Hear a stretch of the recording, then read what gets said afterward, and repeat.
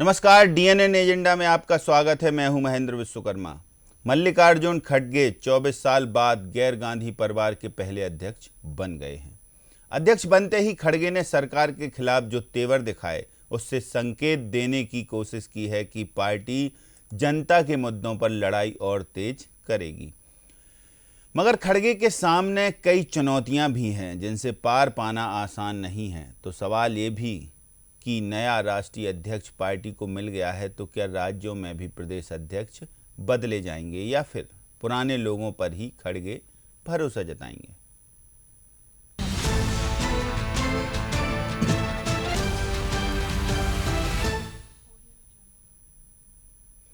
चौबीस साल बाद कांग्रेस को पहला गैर गांधी अध्यक्ष मिल गया है। राष्ट्रीय अध्यक्ष पद के चुनाव में मल्लिकार्जुन खड़गे ने शशि थरूर को 6,825 वोटों से हरा दिया है। खड़गे को 7,897 वोट मिले, जबकि थरूर को महज 1,072 वोट ही मिल सके।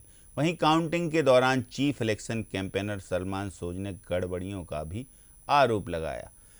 बात कुछ भी हो, काफ़ी गहमा गहमी रही, लेकिन अब फाइनल यही हुआ कि राष्ट्रीय अध्यक्ष कांग्रेस के अब मल्लिकार्जुन खड़गे होंगे। प्रधानमंत्री नरेंद्र मोदी ने भी उन्हें बधाई दी और उनके बेहतर भविष्य की कामना भी की। आगे क्या कुछ होगा अब खड़गे के राष्ट्रीय अध्यक्ष बनने के बाद? राज्यों की राजनीति कैसे बदलेगी और क्या वास्तव में पहले से ही ये सब कुछ स्क्रिप्ट लिखी गई थी, आज सिर्फ उसकी औपचारिकताएं पूरी की गई हैं, बैलेट गिनकर या मतपत्र गिनकर? चर्चा इसी पर करेंगे। कुछ खास मेहमान भी जुड़ेंगे, लेकिन इससे पहले देखेंगे ये report.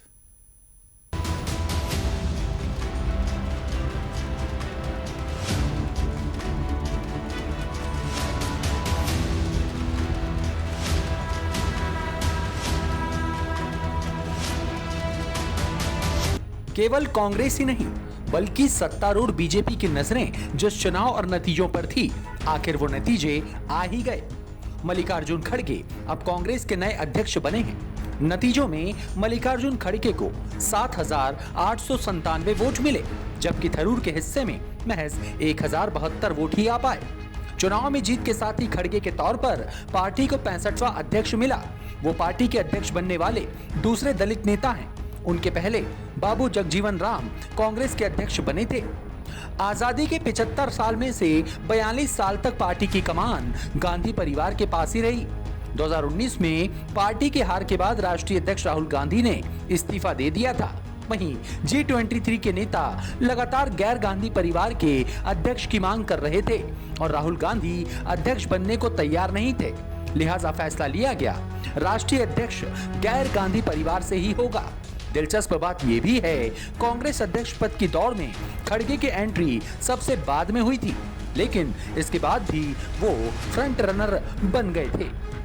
The total votes polled are 9,385. Sri Mallikarjun Kharge 7,897 vote. Mallikarjun Kharge 7,897 vote. Dr. Shashi Tharoor 1,072 vote. Dr. Shashi Tharoor 1,072 votes. Invalid votes 416. 416. Invalid vote 416. As per the Article 18D of the Constitution of Indian National Congress, I, Madhusudan Mistry, hereby declare Sri Mallikarjun Kharge elected as the President of Indian National Congress. हालांकि खड़गे के खिलाफ चुनाव लड़े शशि थरूर ने chief election campaigner Salman सोज ने गड़बड़ियों के आरोप लगाए और चुनाव प्रभारी मधुसूदन मिस्त्री को जानकारी भी दी। लेकिन जीत के बाद थरूर ने खड़गे को ट्वीट कर बधाई दी और उन्हें वोट और समर्थन देने वालों का शुक्रिया अदा किया। इसके बाद ही वे खड़गे से मिलने उनके दिल्ली स्थित आवास पहुंचे। कांग्रेस का अध्यक्ष बनना बहुत सम्मान और जिम्मेदारी की बात है। इस कार्य में खड़गे जी की सफलता की कामना करता हूं। 1,072 सहयोगियों का समर्थन प्राप्त करना और भारत में कांग्रेस के इतने शुभचिंतकों की आशाओं और आकांक्षाओं को आगे बढ़ाना मेरे लिए सौभाग्य की बात थी। वहीं मल्लिकार्जुन खड़गे की जीत पर कांग्रेस कार्यकर्ताओं ने अलग अलग राज्यों में जश्न मनाया, आतिशबाजी की और मिठाइयां खिलाकर एक दूसरे को शुभकामनाएं दी। वहीं राहुल गांधी ने कहा, कांग्रेस ही ऐसी पार्टी है जहां अध्यक्ष पद को लेकर चुनाव होते हैं। अब मेरा रोल भी खड़गे ही तय करेंगे। My role, of course, I cannot comment on Congress President's role. That is for Mr. Kharge to comment on. I am very clear as far as my role is concerned. The Congress President will decide what my role is and how I am to be deployed. Congress नेता दिग्विजय सिंह ने भी मल्लिकार्जुन खड़गे की जीत पर खुशी जताई। उन्होंने tweet कर लिखा, कांग्रेस के वरिष्ठतम अनुभवी नेता मल्लिकार्जुन खड़गे, उन्हें लोकतांत्रिक प्रक्रिया से एआईसीसी का अध्यक्ष निर्वाचित होने पर हार्दिक बधाई। खड़गे जी के अनुभव से कांग्रेस को लाभ तो मिलेगा ही, साथ ही उनके कुशल नेतृत्व में निश्चित ही कांग्रेस पार्टी नए आयाम छूने का काम करेगी। मल्लिकार्जुन खड़गे ने भी अपनी जीत के लिए सभी का शुक्रिया अदा किया और बीजेपी पर हमला बोला।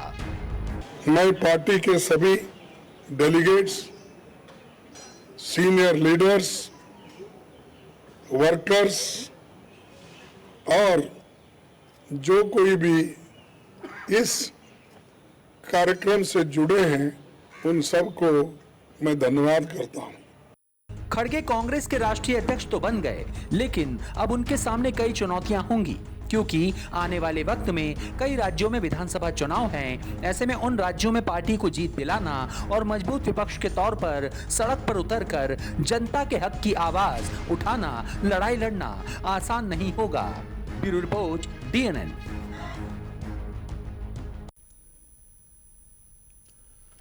तो चलिए सीधे चर्चा पर चलते हैं। हमारे साथ कुछ खास मेहमान हैं, उनका परिचय आपसे करा दें। हमारे साथ योगेश यादव जी कांग्रेस से, गीत धीर जी भाजपा से और चेतन भट्ट जी वरिष्ठ पत्रकार। आप तीनों मेहमानों का बहुत स्वागत है। योगेश यादव जी, क्या लगता है अब कांग्रेस में एक नई ऊर्जा का प्रवाह और संचार का समय आ गया है?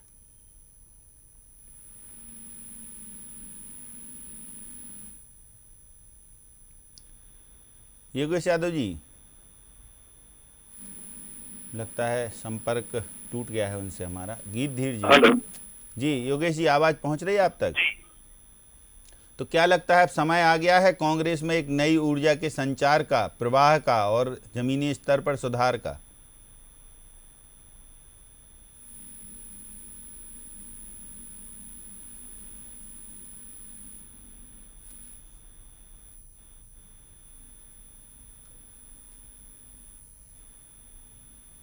योगेश जी, आवाज़ पहुंच रही है आप तक?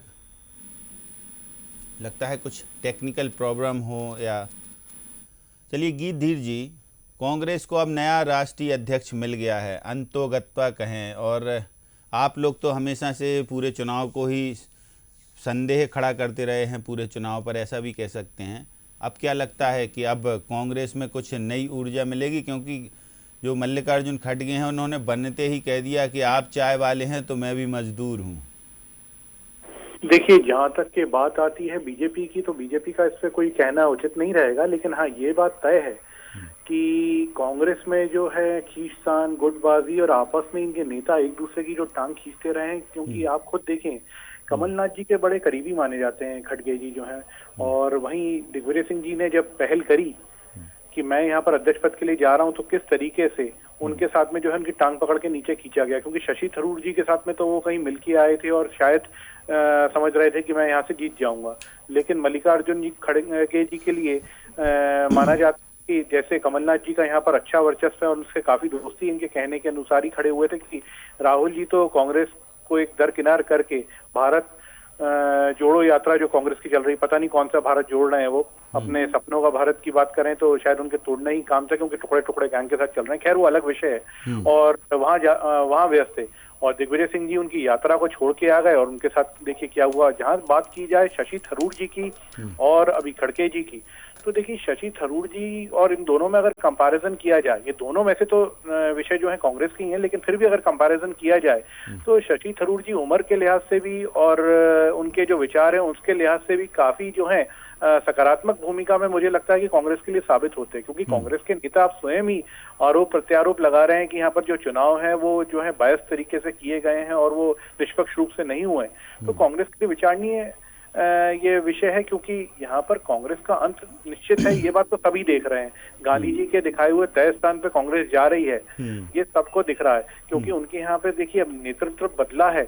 G23 की भी बात की जाए तो वो 23 भी नहीं बची, क्योंकि उसके नेता भी, काफी सारे नेता जो है हट चुके हैं उससे, कुछ तो पार्टी भी छोड़ चुके हैं, और नए जुड़ने के लिए उसमें अब जो है एक नई टीम जो है एक नई मुहिम के साथ शुरू ना हो जाए कहीं खड़गे जी के लिए भी, तो वो एक बड़ा चुनौतीपूर्ण पल होगा अभी तो कांग्रेस के लिए कि किस तरीके से मैनेज करते हैं। क्योंकि आपने देखा ही है कि शशि थरूर जी भी कह रहे हैं कि मेरा रोल भी अब जो है खड़गे जी डिसाइड करेंगे। निश्चित रूप से एक राष्ट्रीय अध्यक्ष ही डिसाइड करता है, लेकिन आत्मसमर्पण के भाव में शशि थरूर जी दिख रहे हैं कि हाँ, ये दुश्मनी मतलब कहीं मुझे भारी ना पड़ जाए। ठीक और उनका जो वर्चस्व है शशि थरूर जी का भी अच्छा रहा है, लेकिन इस प्रकार से लीगी बल्ली बने हुए देखना जो है यही दर्शा रहा है कि कांग्रेस के नए राष्ट्रीय अध्यक्ष जो हैं वो किस प्रकार से कहीं दुश्मनी ना निकाल लें या किस प्रकार से सकारात्मक कार्य कर पाते हैं। कि कांग्रेस की हालत अभी आप समझते ही हैं, देश में केवल राजस्थान में और छत्तीसगढ़ में बची है, बाकी तो टुकड़े टुकड़े गैंग के साथ चल के टुकड़े टुकड़े हो चुकी है। तो ये कांग्रेस को कहां तक के जोड़ पाते हैं, ये एक चुनौतीपूर्ण विषय होगा, और कांग्रेस के लिए जो है ये चुनौती किस प्रकार से आगे रूप लेती है देखने लायक होगा। ठीक है, योगेश यादव जी भी हमारे साथ जुड़ गए हैं। योगेश जी से समझते हैं। योगेश जी, क्या चुनौतियां रहेंगी अब? क्या जो आपकी कांग्रेस में नई ऊर्जा का संचार देखने को मिलेगा, नया ज़मीनी स्तर पर कुछ बदलाव देखने को मिलेगा, या फिर जैसा गीत धीर कह रहे हैं कि अभी चुनौतियां बहुत बाकी है, क्योंकि सिर्फ 2 ही स्टेट्स हैं आपके पास, बाकी में तो आप लोग जो है आपस में ही बिखर रहे हैं?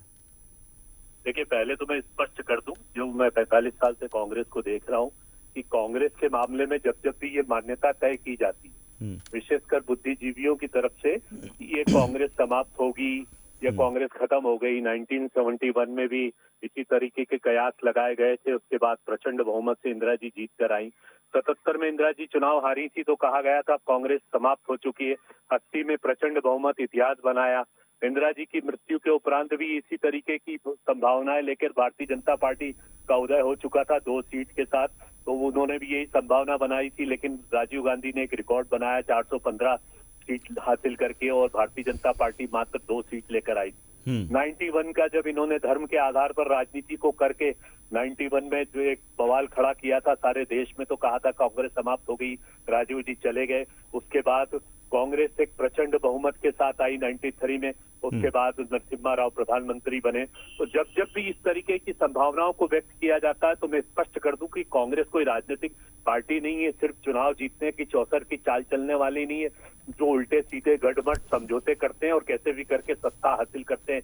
कांग्रेस का एक आंदोलनात्मक चरित्र है, कांग्रेस एक आंदोलन है, और आंदोलन कभी समाप्त नहीं होता। कांग्रेस 1000 साल तक जीवित रहेगी, और जिन लोगों ने ये कयास लगाकर बैठे कि अब कांग्रेस मतप्राय है या समाप्त की ओर है, उनको ये बता दूं कि नई संभावनाएं हो गई हैं। आज हमने आंतरिक लोकतंत्र की परिभाषा को नव ढंग से गठित किया है। खड़गे साहब में अनुभव की गंभीरता है, चिंतन की प्रौढ़ता है, अभिव्यक्ति की स्पष्टता है, वे एक बहुत अच्छे प्रखर वक्ता है।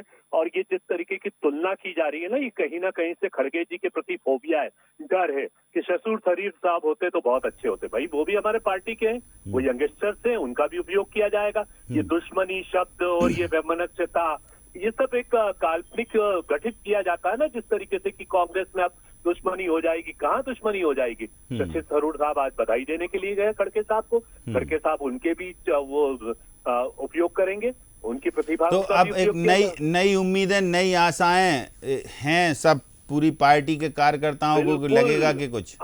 हम तो आज ये देख रहे हैं साहब, महेंद्र साहब, जब से कांग्रेस में आज इलेक्शन हुआ है, इससे पहले इलेक्शन की घोषणा हुई है, सबसे ज्यादा डर भारतीय जनता पार्टी को लग रहा है। रात दिन एक ही वो, और ये जो टुकड़े टुकड़े गैंग शब्द का प्रयोग किया जाता है ना, तो टुकड़े टुकड़े गैंग में लाखों लोग नहीं चलते। एक बार कर्नाटक की यात्रा में थोड़ा सा राहुल जी के साथ घूम ले तो पता लगा कि लाखों लोग टुकड़े टुकड़े गैंग में चलते हैं।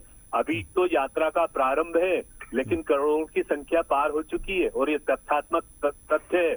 इलेक्ट्रॉनिक मीडिया के कुछ साथी यदि ना बता पाए, मैं सब पर आरोपित नहीं कर रहा हूँ, कुछ अच्छी मीडिया दिखा भी रही है, इलेक्ट्रॉनिक मीडिया दिखा रहे हैं, लेकिन जो पहले से प्रायोजित इलेक्ट्रॉनिक मीडिया है, तथाकथित इलेक्ट्रॉनिक मीडिया, नाम नहीं ले सकता हूँ।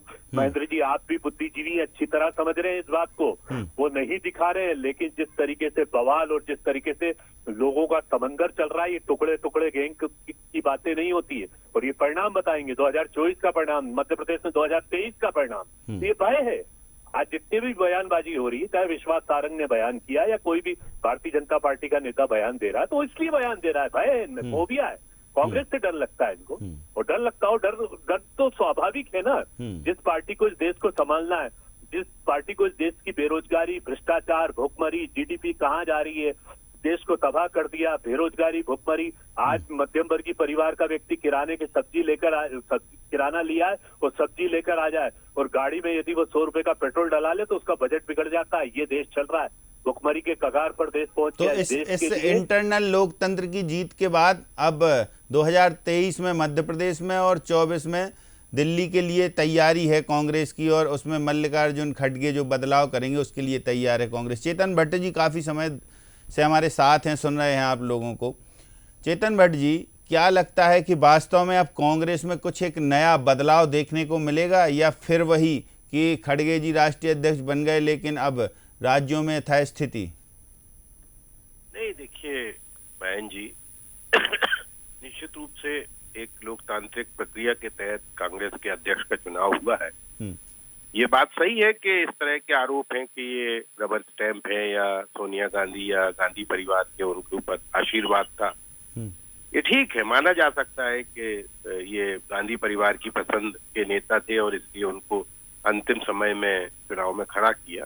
लेकिन इन सबसे इतर आप ये भी देखिए कि एक पार्टी में चुनाव तो हुआ, और अगर 1000 से भी ज्यादा मत अगर शशि थरूर को मिले हैं तो ये कहीं ना कहीं इस बात को बताता है कि पार्टी में अपनी बात कहने का अधिकार तो है।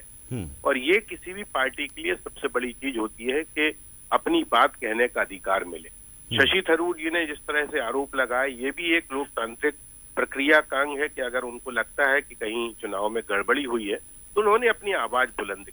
तो मुझे लगता है कि ठीक है, किसी भी पार्टी में एक हाईकमान होता है, उसकी बातें मानी जाती हैं और वो उसके इशारे पे भी काम होता है। भारतीय जनता पार्टी में भी नड्डा जी जरूर अध्यक्ष हैं, लेकिन तय कौन करता है ये सबको मालूम है।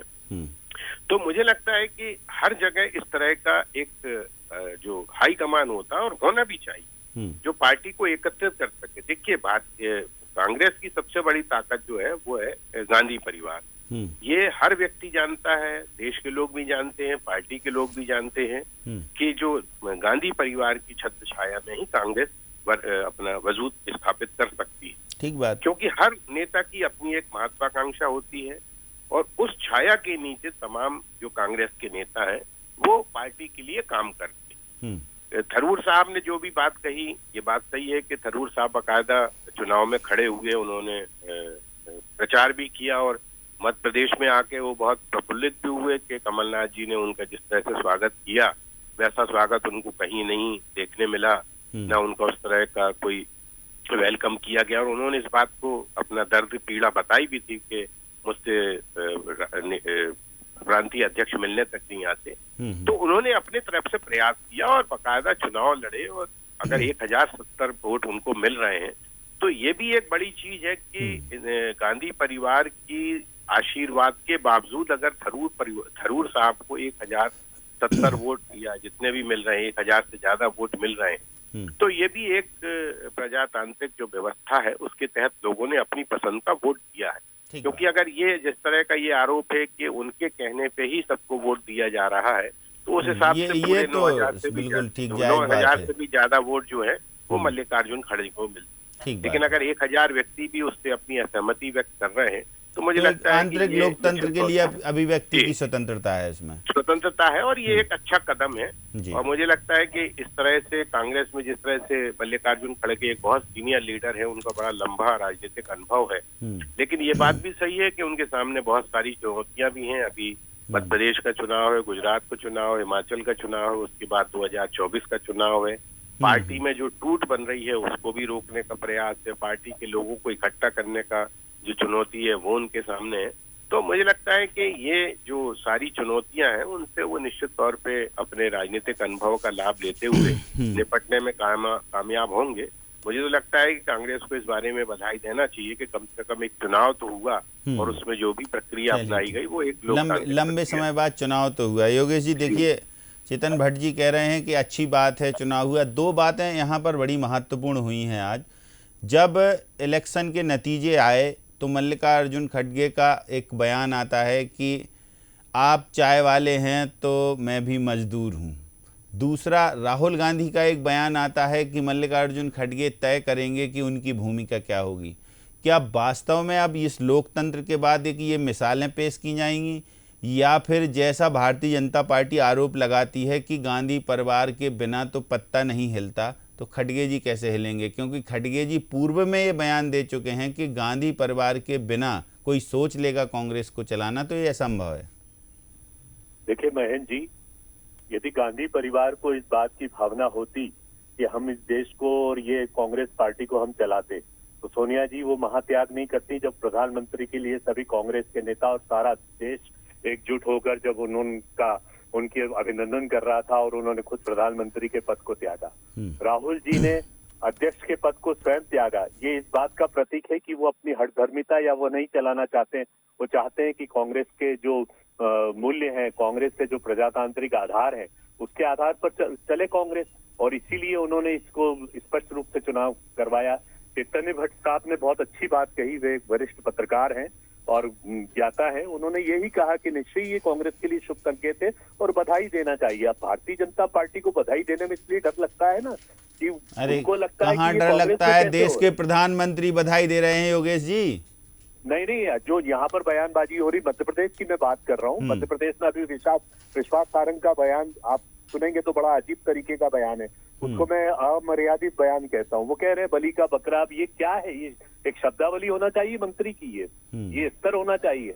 तो इस स्तर पर जब जाकर ये लोग बात करते हैं तो कहीं ना कहीं से इनके अंदर एक फोबिया है, एक डर रहता है कि ये कांग्रेस ने तो वो प्रतिमान स्थापित किए जिसकी कल्पना नहीं कर सकते। राहुल गांधी के बारे में प्रचार किया जाता था, ऐसी संस्कृति के लोग देखिए अब वो इतना जबरदस्त तरीके से चल रहे हैं कि शायद में तो भारतीय जनता पार्टी के 100 साल में भी कोई ऐसा नेता नहीं चल पाएगा। 3500 किलोमीटर की यात्रा कर रहे हैं जमीन का व्यक्ति, लाखों लोग उनके समर्थन में चले आ रहे हैं, निकले चले आ रहे हैं, भीड़ का सैलाब उमड़ रहा है। तो ये सब कांग्रेस ऐसे प्रतिमान स्थापित करती है। खड़गे साहब गंभीर है। खड़गे साहब के अभी बयान आए, उन्होंने कहा शशि थरूर मेरे भाई हैं, छोटे भाई हैं, उनको साथ लेकर हम काम करेंगे। यही तो प्रजातंत्र का मूल्यांकन। अब आप दुश्मनी जाने कौन कौन से शब्द ले लेके आ गए। अब ये कल्पनाशीलताएं तो बहुत सारी की जा सकती। हताश, निराश और व्यक्ति को जब भय होता है, सामने काला स्या भय दिखता है, तो इसी तरीके की कयास और बयानबाजी होती रहती है। कांग्रेस एक शुभ संकेत लेकर आई है। आज प्रजातांत्रिक मूल्यों का तय हुआ है। कांग्रेस आने वाले समय में और मजबूत बनकर उभरेगी। हमारे पास जो कमियां रह गई या किन कारणों से, और मैं तो मानता हूं कि हमने सच बोला है, और सच में यदि हार मिली तो हार को स्वीकार किया जाना चाहिए। हमें कोई डर नहीं लगा। कांग्रेस ने अपने मूल्यों को कभी नहीं त्यागा। कांग्रेस ने कभी धर्म का आधार बनाकर, कभी जाति का आधार बनाकर चुनाव नहीं लड़े। कांग्रेस एक आंदोलन है और कांग्रेस को अपनी नीति, रीति और अपने ढंग पर गर्व है। हम कल जीतेंगे, लोगों को आभास हो रहा है। लोग कह रहे हैं, बात करें मन की बात में माननीय प्रधानमंत्री की महंगाई की बात करें, बेरोजगारी की, भ्रष्टाचार की, घटती हुई जीडीपी की। आज मुझे फिर पता लगा मध्य प्रदेश सरकार ने आज फिर लोन ले लिया, 3.25 लाख करोड़ का लोन हो गया। कर्ज लेकर घी पी रहे हैं साहब। ये कोई प्रदेश की, इसको बोलेंगे उत्पादकता है या प्रदेश को आगे बढ़ाने की चेष्टा है? तो आपकी सरकारों में कम कर्ज था या अब थोड़ा बढ़ गया है? देखिए, हमारी सरकार में, दिग्विजय सिंह की सरकार में मात्र 34,000 करोड़ का कर्ज था, जो आज 3.25 लाख करोड़ हो गया। आप तुलना कीजिए। उसके बाद यदि कमलनाथ जी की सरकार होती तो उनका मैग्निफिशिएंट, उनका जो उत्पादकता, उनका जो एमयू साइन हो रहे थे, धड़ल्ले थे, आज मध्य प्रदेश एक सदृढ़ मध्य प्रदेश हो जाता। कमलनाथ जी के आज कमलनाथ जी ने देखिए शुरुआत तो कर दी, शंखनाद कर दिया पनागर से, सभा में बिल्कुल सीधे आरोप जड़ दिए उन्होंने और कहा मेरी क्या गलती थी जो मेरी सरकार गिरा दी। खैर ये विषय अलग हो गया। गीतधीर जी क्या कहेंगे? अब देखिए योगेश जी ने अपनी बात रखी कि स्वस्थ लोकतंत्र की निशानी है चुनाव। 1072 या 70 वोट मिले हैं शशि थरूर जी को, तो इसके बावजूद भी जब आप कहते हैं कि गांधी परिवार से चलते हैं पूरे कांग्रेसी, फिर देखिए महेंद्र जी, योगेश जी ने जो बात बोली है वो उनकी सोच हो सकती है, कांग्रेस की विचारधारा हो सकती है।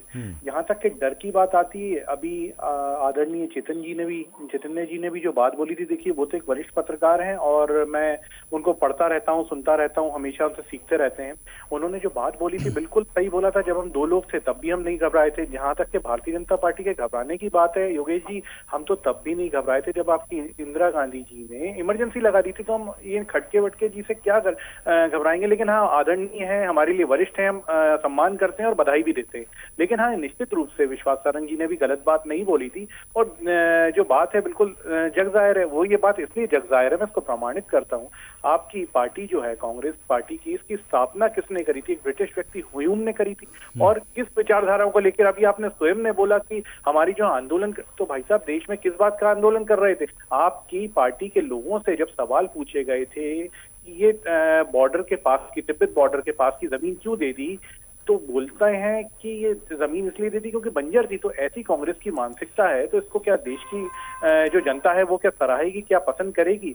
निश्चित रूप से अच्छा मौका मिला है, आपको उज्ज्वलता से कार्य करना चाहिए। नया राष्ट्रीय अध्यक्ष मिला है आपको, लेकिन ये बात भी सब जानते हैं कि आप आरोप कुछ भी लगा ले, लेकिन सोनिया जी की ही चलती है। क्योंकि अभी भी बयान में जो है कितनी बार आपने राहुल जी की कसीदे पढ़े। चेतन भट्ट जी से भी एक कमेंट्स ले लेते हैं। चेतन जी, क्या लग रहा है कि अब वास्तव में कुछ रेवोल्यूशन आने वाला है कांग्रेस में, या फिर भारतीय जनता पार्टी जिस तरीके से आरोप जड़ रही है कि कुछ नहीं होने वाला, तो मध्य प्रदेश में कहीं बदलाव देखने को मिलेगा या राज्यों के अध्यक्ष बदले जाएंगे? क्या लगता है, चुनाव से पहले ऐसे कुछ संभावनाएं दिखाई दे रही हैं? नहीं, देखिए आरोप प्रत्यारोप की जहां तक बात है तो देखिए ये तो एक स्वाभाविक प्रक्रिया होती है। राजनीतिक दल एक दूसरे पे आरोप लगाते हैं और ये राजनीति में चलता आया है। इसमें कोई ऐसी नई बात नहीं है जिसपे हम चर्चा करें। लेकिन ये बात सही है कि मल्लिकार्जुन खड़गे सबसे सीनियर लीडर हैं। क्योंकि देखिए शशि थरूर के साथ एक बात और भी थी कि एक तो महिलाओं को लेके उनके बारे में कुछ ऐसी बातें थी। दूसरी बात, वो उनसे भी बहुत से सीनियर लीडर जो हैं वो कांग्रेस में। तो एक सीनियर लीडर को एक जूनियर लीडर अगर आप कोई आदेश करता है तो उसको कहीं ना कहीं एक दिक्कत होती है समझने में और उसको करने में। तो एक ये बात भी थी। लेकिन चूंकि मल्लिकार्जुन खड़गे सबसे ज्यादा सीनियर व्यक्ति हैं, बहुत लंबे समय से राजनीति कर रहे हैं, और एक दूसरा जो पक्ष है जिसको भारतीय जनता पार्टी ने भी अभी जब महामहिम राष्ट्रपति का मुर्मू जी को बनाया था तब उन्होंने जिस तरह से दलित मुद्दे को उठाया था, उसी मुद्दे को कांग्रेस ने भी उठाया कि हमने अपने राष्ट्रीय अध्यक्ष को एक दलित व्यक्ति को राष्ट्रीय अध्यक्ष बनाया। तो ये राजनीति में ये सारी चीजें चलती हैं और मुझे लगता है कि मल्लिकार्जुन खड़गे के सामने चूंकि चुनौतियां बहुत हैं, तो उन चुनौतियों से कैसे निपटते हैं, कैसे सबको लेके साथ में चलते हैं, ये देखने वाली बात होगी। क्योंकि अभी तो आज वो अध्यक्ष बने हैं। G23 की जहां तक असंतोष नेताओं की बात थी, उसको उन लोगों ने भी मल्लिकार्जुन खड़गे को बकायदा सहयोग दिया है और उनके साथ जाके फॉर्म भी भरा था। तो मुझे लगता है कि ये जो एक विवाद की स्थिति थी या जो गुटबाजी की स्थिति थी उसको कम करने में मल्लिकार्जुन खड़गे निश्चित रूप से कुछ सकारात्मक भूमिका निभा सकते हैं। जी, और प्रधानमंत्री मोदी जी ने भी उनको बधाई दी कि एक अच्छा शुभ संकेत है कि एक प्रजातंत्र। प्रधानमंत्री नरेंद्र मोदी पहले भी तारीफ कर चुके हैं मल्लिकार्जुन खड़गे की। जी, क्योंकि देखिए बहुत सीजन लीडर, ये लोग कितना अनुभव हो जाता है इन लोगों करते करते काम करते करते राजनीति के क्षेत्र में कि वो बहुत सीजन हो जाते हैं। कहाँ क्या कहना, ठीक है उनकी हिंदी उतनी अच्छी नहीं, कई बार जरूर ऐसी विवाद की स्थिति बनी कि उनके शब्द कुछ ऐसे हो गए, लेकिन उनकी सोच जो होती है वो कहीं ना कहीं देश के प्रति लगाव की होती है। चाहे वो नरेंद्र मोदी जी हो, चाहे मल्लिकार्जुन खड़गे जी हो, चाहे सोनिया गांधी, चाहे कोई भी भारतीय जनता पार्टी का नेता हो या कोई भी नेता हो, तो अगर वो राजनीति में आया तो उसकी सबसे पहले जो एक कर्तव्य होता है वो देश सेवा करना क्या होता है। और जब देश सेवा कैसे हो सकती है, जब आप सत्ता में आते हो तब लोगों का भला कर सकते हो। तो इसलिए सत्ता की लड़ाई तो हमेशा राजनीतिक दलों में चलती रहती है। लेकिन मैं तो बधाई देना चाहूंगा कांग्रेस को कि कम से कम एक प्रजातांत्रिक तरीके से एक अध्यक्ष चुना गया है, और वो अध्यक्ष कितना सफल होता है ये देखने वाली बात, ये भविष्य की बातें हैं। फिलहाल आप तीनों मेहमान हमारे साथ इस चर्चा में शामिल हुए, बहुत शुक्रिया गीत धीर जी, बहुत शुक्रिया चैतन्य भट्ट जी और बहुत शुक्रिया योगेश यादव जी आपका।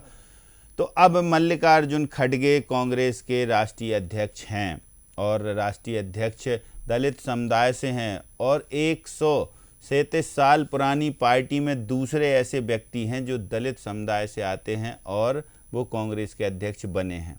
संदेश कांग्रेस क्या देना चाहती है, खड़गे के बहाने अब और क्या क्या आगे चलेगा या खड़गे इंडिविजुअल निर्णय लेने में सफल होते हैं, इस पर सवाल अभी भाजपा जरूर लगा रही है। लेकिन देखेंगे कांग्रेस में अब बदलाव कैसा होगा, क्या राज्यों के अध्यक्ष बदले जाएंगे या फिर जमीनी स्तर पर कुछ और बातें देखने को मिलेंगी कार्यकर्ताओं में, क्योंकि अगले साल 5 राज्यों में चुनाव और फिर उसके बाद चुनाव ही चुनाव 2024 तक। कैसे करेंगे खड़गे इन सब का सामना, चुनौतियां बहुत हैं तो जिम्मेदारियां भी बड़ी हैं। फिलहाल DNN एजेंडा में इतना ही, मुझे दीजिए इजाजत, नमस्कार।